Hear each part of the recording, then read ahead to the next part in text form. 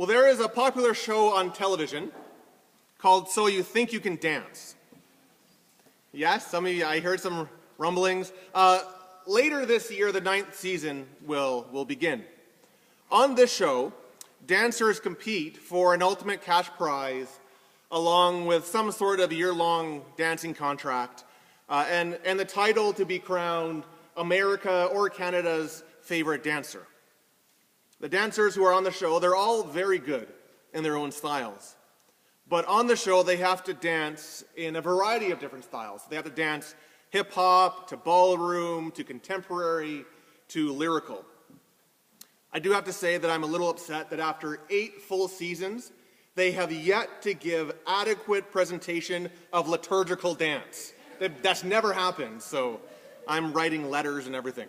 Now, I'm not a dancer by any stretch of the imagination, but one of the reasons why I like this show is because you can spot the difference between people who dance simply by doing the moves, simply by dancing step 1, 2, 3, 4, move here, step here. You can kind of spot the people who do that, and those who dance from the inside out, whose external moves are governed by an internal fire and passion. You can spot the difference between those two things. It's the same thing for singing competitions like The Voice or American Idol. Those who sing from the heart, who sing kind of passionately and emotively, usually have a better response than those who sing perfect but lifeless notes. So in the world of dance and singing, and probably in the world of art by and large, there's a sense of importance to that internal spark, what's happening inside. The Bible speaks a lot about how we are to live in this world. And it's true that our Christian life is a lived out life. It involves what we do, it involves what we say, it involves our actions. However, Paul reminds us in our Romans reading that more important than having a spiritual life of just following the steps, 1, 2, 3, 4, is having an internal spark of faith, an internal connection with God. So I want to invite you to pick up your pew Bibles and turn to Romans chapter 4. Romans is in the New Testament, so it's in the back half of the Bible. It's after the 4 Gospels, so the New Testament begins Matthew, Mark, Luke, and John. You'll find Acts right after that, and then it's the book of Romans. The book of Romans is a fabulous book, and so if you haven't read it in the last little while, go back to it and dive deep. It's a dense book, and it's kind of long, and so it might take you a little bit to get through it, but it's chock full of just wonderful gems for us. Our reading, we jump in the middle of a section. Paul is talking about Abraham, and obviously Abraham is a huge figure for the Jewish faith.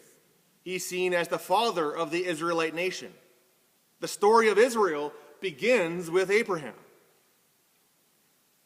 But what Paul does is quite interesting because he takes Abraham and he says that it's not just the story of Israel, it's the story of faith. In verse 16, he says, Abraham is the father of us all. What we see in Abraham, Paul argues, is not someone who simply had an outward form of righteousness, of doing the motions, but he had an inner connection with God.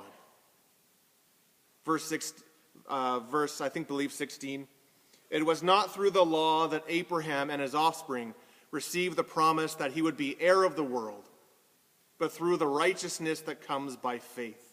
Righteousness is a fancy church word, and it means a right relationship with God.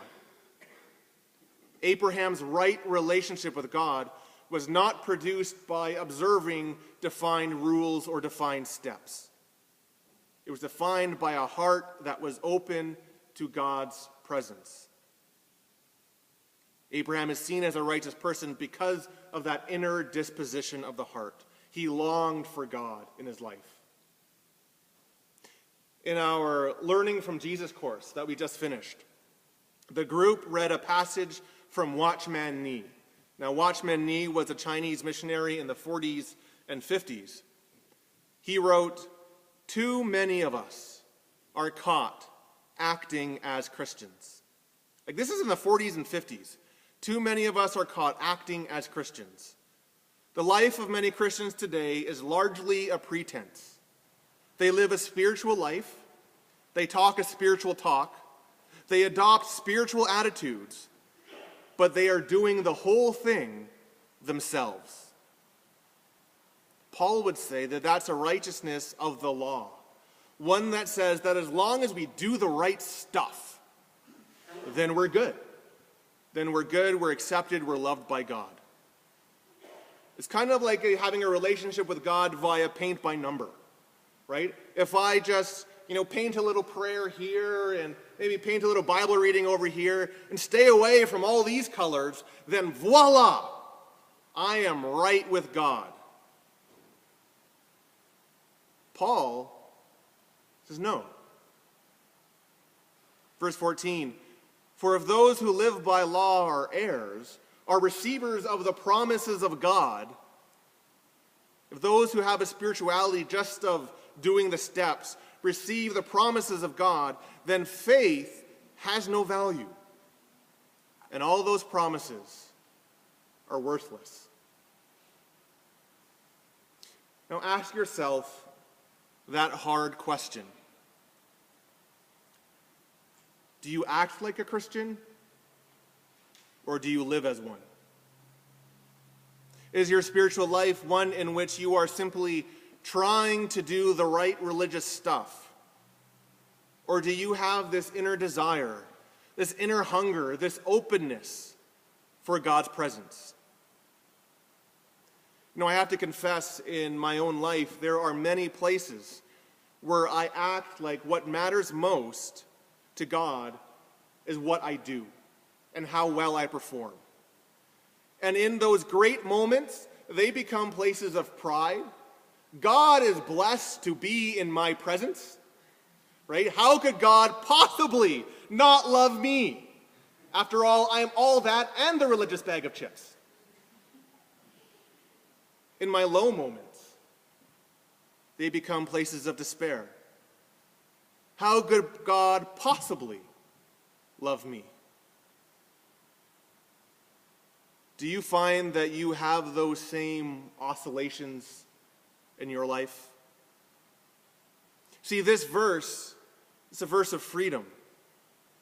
Because if God says, "I love you with an undying love," if you do the right stuff, is that really undying love?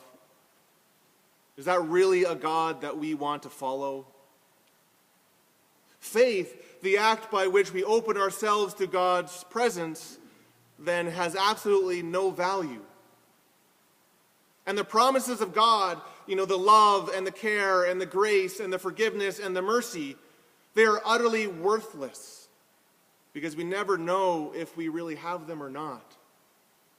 Because what we're saying is that God's love and God's forgiveness is not about who God is, but it's all about the spiritual marks that I can rack up for myself.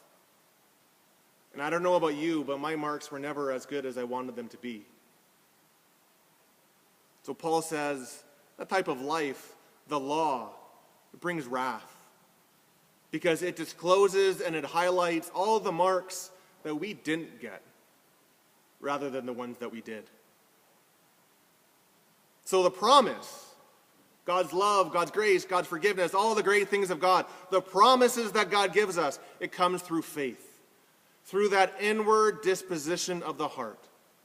Just as God's promise to Abraham to make him the father of many nations, just because that promise wasn't based on what he had done, God's promises to us, which are many, but most notably salvation and fullness of life in Jesus, it is ours when we have that inner disposition, that inward faith, faith from the inside out. Paul says that the promise comes through faith so that it can be by grace.